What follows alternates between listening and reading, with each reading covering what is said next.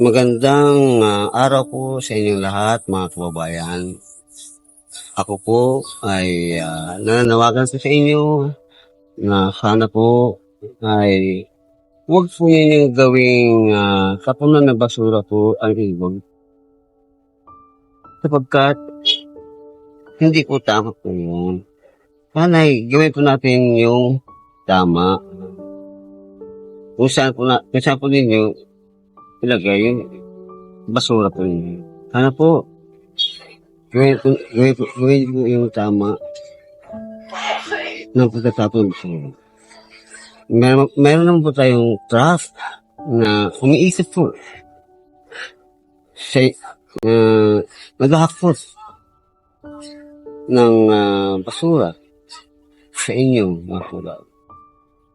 Sana hintayin po ninyo ang trust.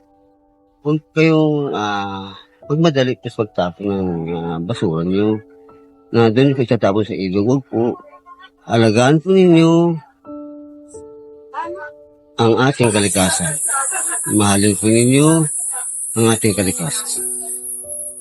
Kasi po, ang basura po na inyong itatapon sa ilog ay sa dagat po.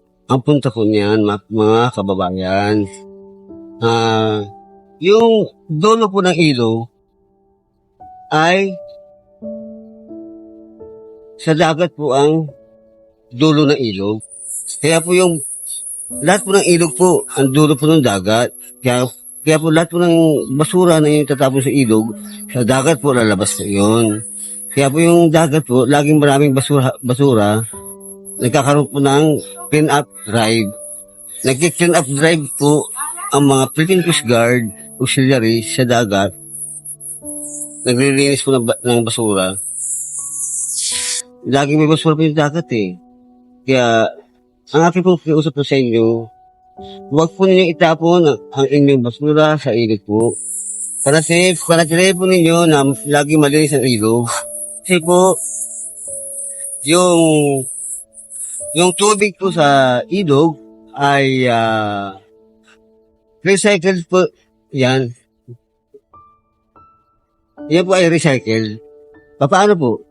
Yung tubig po sa ilog ay doon po dumidiretso yan sa Lamesa Dam, Angat Dam. Kaya po tayo mayroong Maynilad water eh. Kasi po, lahat po ng ilog na yan ay ang tubig sa ilog ay doon po pupunta sa Lamesa Dam, Angat Dam o saan mga panig na mayroong dam. Yung ilog po ay didiretso po yan sa Lamesa Dam, Angat Dam o saan man po panig. Para magkaroon tayo ng tubig sa Maynilad water. Yung inyo po ginagamit na tubig sa kusina, labahan, paghugas ng pinggan, pagsisipili po, ay sa diretso. Doon po yan sa kanal. Yung kanal po sa diretso, sa ilog po. Kaya yung ilog, sa diretso po yan. Sa Lamesa Dam, Angat Dam, saan man panig.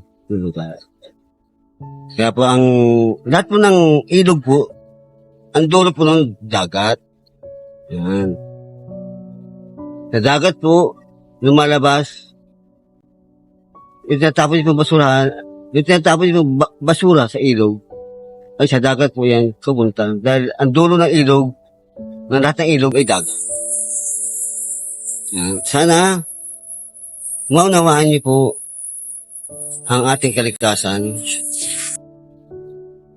Dahil po ang ating kalikasan po, sira na po eh. Dahil po sa hindi po ninyo pag-aalaga ng ating kalikasan. Sana po, iwasan po natin ang magtapon ng basura sa ilog. Mga kababayan, nakikiusap po ako. Sana po, sa ating kalooban, sa ating puso, sana gamitin natin ang ating puso, ang ating kalooban, na ah, sa mabuti. At alam ko po na ah, na may mga sumusunod at meron namang hindi sumusunod sa batas. Sana po, kahit wala pong nakasulat na bawal magtapon ng basura, ay huwag po natin gawin magtapon ng basura po. Kasi alam naman po alam naman po ninyo yung batas eh, na bawal magtapon ng basura sa ilog. Kahit wala po nakasulat po yan eh. Dapat po, ang iiral po sa inyo ay yung pag-ibig. Una, sa kapwa. Pangalawa, sa ating kalikasan. Sana, mahalin po natin ating kalikasan. Kasi po, pag hindi po minahal ang kalikasan, ay kayo rin po ang makakaroon ng problema. Magkakasakit po kayo. Ang mga virus po ngayon ay nagkalat dahil po sa pagtatapon niyo po ng basura sa hindi tamang tapunan. Dapat po itapon niyo po ang inyong basura sa tamang tapunan. Huwag niyo po itapon sa ilog ang inyong basura. Sana umaasa po ako na sa inyong puso ay lalabas ang inyong pag-ibig sa inyong kapwa at sa kalikasan. Sana maunawaan niyo po ang ibig ko sabihin. Sana pasensya na po sa aking speech dahil ako po ay kabilang sa PWD Speech Disability. Sana maunawaan niyo po ang ibig ko sabihin. Sana po huwag niyo pong gawing tapunan ng basura ang ilog. Maraming salamat po. Sana po ay nakikinig po kayo sa aking sinasabi. Alagaan po natin ang ating kalikasan. Kasi po, yung tubig sa ilog ay malaking bagay po yan dahil po, yung tubig po na sa ilog ay papunta po yan sa Lamesa Dam, Angat Dam. At upang natin magagamit na tubig sa Maynila Water. Ang tubig po natin ay recycled po yan. Recycled na tubig natin, recycled. May ikot na po yan. Sana, maunawaan niyo po ang ibig sabihin. Huwag po natin gawin tapunan ng basura ang mga ilog. Lalo na po, yung mga kababayan natin malapit na nakatira sa ilog. Sana, huwag po nating hayaan na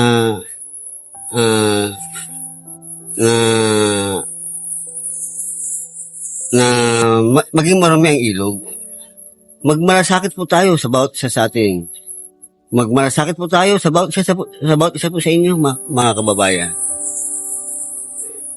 Na huwag tapunan ng basura ang ilog. Mahalin po natin ang ating kalikasan.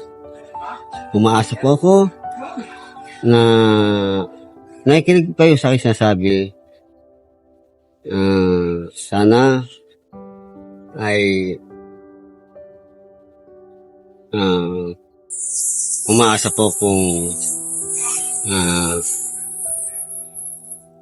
gagana o pairalin niyo po ang pag-ibig sa ating kapwa at sa ating kapaligiran. Sana po ay umaasa po ko na magiging maayos ang ating kalikasan at kapaligiran. Mga kababayan, sumunod na po tayo sa batas. Kasi po,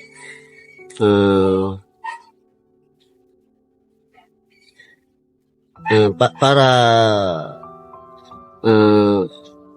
maging malinis at maayos ang ating kalikasan at kapaligiran at para po tayo ay bubuti at lalong bumuti kapag sumunod po kayo sa batas na ibinababa sa ating unang-una po sumunod po tayo sa kabutihan na ibinigay ito sa atin ng Diyos na mabuti. At pangalawa, sumunod po tayo sa batas ng gobyerno na kanilang ibinaba. Utos po ng Diyos na sumunod po tayo sa batas ng gobyerno. Unang-una, sundin po natin ang kalooban ng Diyos. Pangalawa, ang batas ng gobyerno na kanilang ipinatutupad. Maraming salamat po sa inyo, mga kababayan. At ito po, ay papakita ko po sa inyo ang ilog. Na katunayan na hanggang ngayon, may mga basura pa rin at ginagawa pa rin sa punan ng basurahan. Papakita po sa inyo ang mga basura.